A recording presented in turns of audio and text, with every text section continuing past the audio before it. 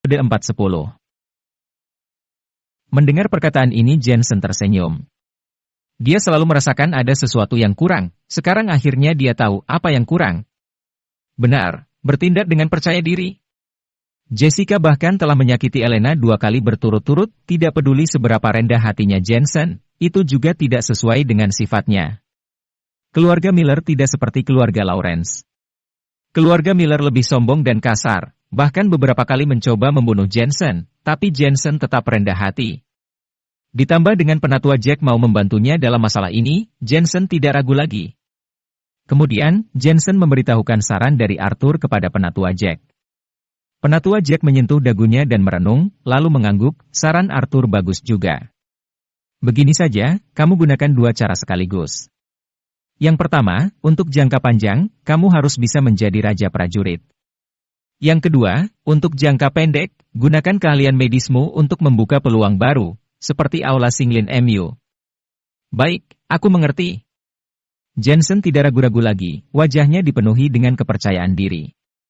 Membuat penatua Jack yang melihatnya mengangguk senang, pria rendah hati ini akhirnya menjadi lebih berani bertindak.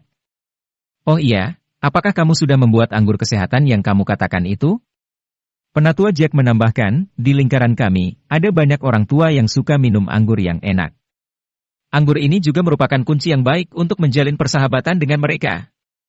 Tunggu sampai aku menetap di sini, aku yang akan mengurus anggur ini. Jensen pergi setelah berbicara dengan penatua Jack. Setelah Jensen pergi, penatua Jack merasa sangat tidak sabar menantikan semuanya. Karena dia tahu kemampuan Jensen, tetapi keinginan Jensen adalah menjadi orang biasa. Sekarang dia berencana untuk berkarir, ibu kota pasti akan tergoncang karenanya. Jessica, kamu sama sekali tidak tahu berhadapan dengan orang seperti apa. Dan juga keluarga Miller, cepat atau lambat kamu akan tahu kehebatan menantu pria ini. Setelah meninggalkan kediaman penatua Jack, Jensen berjalan di sebuah jalan besar dan melihat keramaian kota ini. Rasanya masih sedikit aneh. Apa yang ingin dia lakukan sekarang adalah menemukan tempat tinggal, lalu membawa sumber daya yang telah dia bentuk di kota Asmenia ke ibu kota. Kakak Natasha, bisakah kamu datang ke ibu kota malam ini? Panah, Liam, Johnny, kalian semua datanglah ke ibu kota malam ini. Jensen menelepon dan kemudian mencari hotel untuk menunggu mereka. Setelah lewat tengah malam, Natasha dan Panah satu persatu datang dan muncul di kamar hotel Jensen. Pak Jensen, lihat aku membawakanmu tumisan kerang favoritmu. Elisa meletakkan kopernya, lalu mengeluarkan sebuah kotak makanan. Jensen sangat gembira dan memakannya.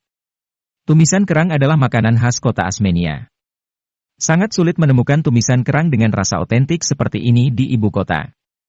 Setelah makan dengan kenyang, Jensen memandang orang-orang kepercayaannya dan merasa ibu kota tidaklah asing lagi dengan keberadaan mereka. Kemudian dia menceritakan kesepakatannya dengan keluarga Miller. Tidak diragukan lagi Natasha dan yang lainnya sangat terkejut. Dalam waktu setengah tahun Jensen harus mengubah pandangan keluarga Miller, mereka adalah 8 keluarga elit di ibu kota. Entah dalam politik, militer, atau bisnis, reputasi yang dimiliki mereka sangatlah kuat, kata Natasha sambil mengerutkan kening. Tidak ada waktu untuk merengek, yang bisa kita lakukan sekarang hanyalah ikuti saja perintahnya dan menyimpan kekuatan kita sendiri, kata Jensen sambil tersenyum. Ya, mereka hanyalah 8 keluarga elit ibu kota. Itu hanya nama yang dibuat oleh orang-orang. Aku pikir itu buatan peri. Pak Jensen, selanjutnya apa yang harus kita lakukan, kata Elisa yang langsung percaya pada Jensen. Kakak Natasha, nanti aku akan memberikanmu sebuah resep.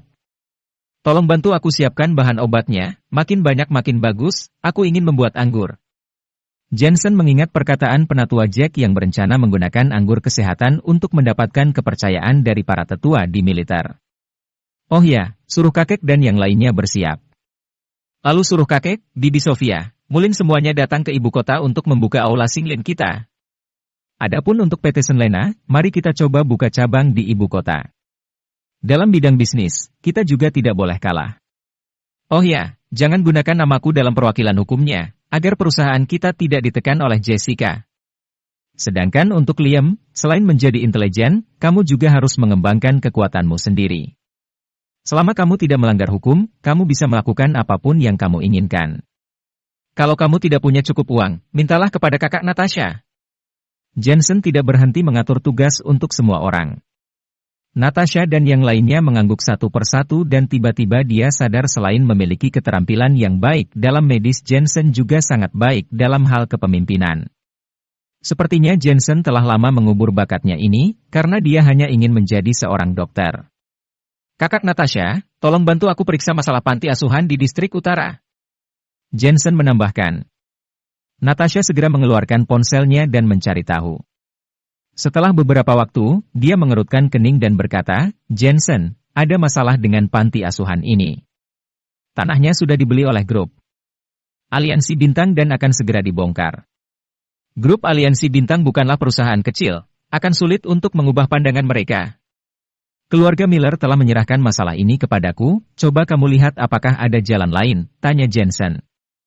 Natasha terus memikirkannya dan melihat berita terkait distrik utara. Dia menggelengkan kepalanya menyerah, ini sangat sulit. Tahun ini, pemerintah telah mengeluarkan rumor kalau mereka ingin mengubah daerah itu menjadi kawasan bisnis. Sekarang harga tanah di daerah itu terus meningkat. Secara umum, reformasi kota adalah dokumen rahasia dan pemerintah tidak mungkin menyebarkan informasi ini. Tetapi Natasha memiliki perasaan yang tajam, dia tahu apa langkah pemerintah selanjutnya. Berikan padaku semua berita tentang distrik utara dalam waktu 5 tahun terakhir dan aku ingin lihat denah panti asuhan. Jensen memerintahkan. Natasha segera melakukan perintahnya, lalu Jensen memesan kamar mereka untuk beristirahat, sementara dia membaca informasi itu semalaman. Dulu, dia sama sekali tidak tertarik dengan bisnis, tapi sekarang dia harus mempelajari semuanya demi Elena. Waktu berlalu dengan tenang. Keesokan harinya, Natasha dan mereka semua sibuk, sementara Jensen masih mempelajari semuanya. Sampai hari ketiga, dia meninggalkan hotel dan pergi ke rumah keluarga Miller. Kak, sudahlah, ini sudah semalaman. Pada saat ini, di sebuah kamar di samping rumah keluarga Miller, sebuah suara teriakan kesakitan terdengar. Terlihat Sylvia berbaring di atas ranjang besar dengan wajah kelelahan. Di sebelahnya ada Jessica yang berpakaian seperti ratu, memegang cambuk sambil memukulnya ke tubuh Sylvia. Plak, plak, plak. Dalam setiap cambukannya, ada rasa sakit tapi membuatnya senang. Sylvia mengeluarkan suara aneh, sepertinya menangis tapi juga senang. Setelah beberapa waktu, Jessica memeluk Sylvia untuk menenangkannya. Jika ada orang di keluarga Miller saat ini, mereka pasti akan terkejut dengan tingkah memalukan kedua wanita tersebut. Kak, kamu jangan marah lagi, bukankah masih ada setengah tahun? Setelah setengah tahun, rencanamu akan berjalan sesuai keinginanmu dan kamu tetap ingin menjadi patriark di keluarga Miller ini, kan? Sylvia menghiburnya. Dari dia lahir, dia sudah takut kepada Jessica, padahal dia tahu kalau Jessica bukanlah satu-satunya wanita yang ada di keluarga Miller. Jensen sialan. Wajah Jessica menjadi muram.